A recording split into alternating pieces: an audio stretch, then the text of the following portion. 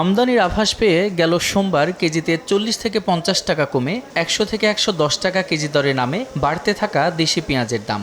তবে বুধবার থেকে আবারও বাড়তে শুরু করে বলে দাবি কারওয়ান বাজারের খুচরা পাইকারদের।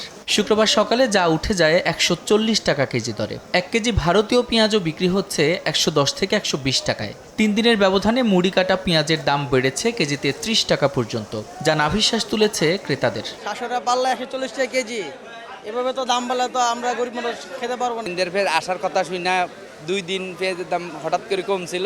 পেঁয়াজ যখন বাজারে ঢুকে গেছে, এখন আবার ওই পেঁয়াজ, দেশি পেঁয়াজ আগের দামে রয়েছে, ইন্ডিয়ান পেঁয়াজের দামও এই একই রকম। পেঁয়াজের বাজারে ভোক্তার ভোগ ব্যয়ের এই চাপে পড়ার কারণ কোনোভাবেই চাহিদা মতো পণ্যটির সরবরাহ মিলছে না বলে দাবি বিক্রেতাদের। যে পরিমাণ বাংলাদেশে পেঁয়াজের প্রয়োজন ওর থেকে ছড়ে আসতেছে, এই কারণে পেঁয়াজের দামটা বাড়তে।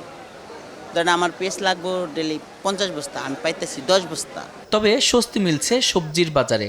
সপ্তাহ ব্যবধানে কেজিতে 10 থেকে 15 টাকা কমে 30 থেকে 50 টাকার মধ্যে পাওয়া যাচ্ছে বেশিরভাগ সবজি। কেজিতে 10 টাকা বৃদ্ধির পরও প্রতি কেজি কাঁচামরিচ মিলছে 40 টাকার মধ্যে। শীতের সবজি তো এখন ভরপুর সবজি আসতেছে, সরবরাহ বেশির কারণে দাম কমতি আর কি। কাঁচামালের যে সবজির বাজার, এটা আমাদের মধ্যবিত্ত পরিবারের জন্য এখন বর্তমানে সহনীয় পর্যায়ে আছে। মুদিখানায় সরবরাহে কোনো সংকট নেই ভোজ্য তেলের। 1 লিটার বোতলজাত সয়াবিন 195 ও 5 লিটার বিক্রি হচ্ছে 930 থেকে 940 টাকায়। 10 টাকা বেড়ে ছোট দানার মসুর ডাল বিক্রি হচ্ছে 170 টাকা কেজি দরে। ছোট মসুর ডাল এটা 10 টাকা বাড়ছে, ছিল 160 এখন 170। তেলের সরবরাহ ঘাটতি রাখে না, কিন্তু দাম বাড়ায় দিচ্ছে কোম্পানিগুলা। এদিকে দাম কমে গেল 2 সপ্তাহ ধরে 150 টাকায় ব্রয়লার ও সোনালী স্থিতিশীল রয়েছে 250 থেকে 260 টাকায়। আমিষের বাজারে কিছুটা বেড়েছে মাছের দাম। সাদিক হাসান ইমন, সময় সংবাদ, ঢাকা।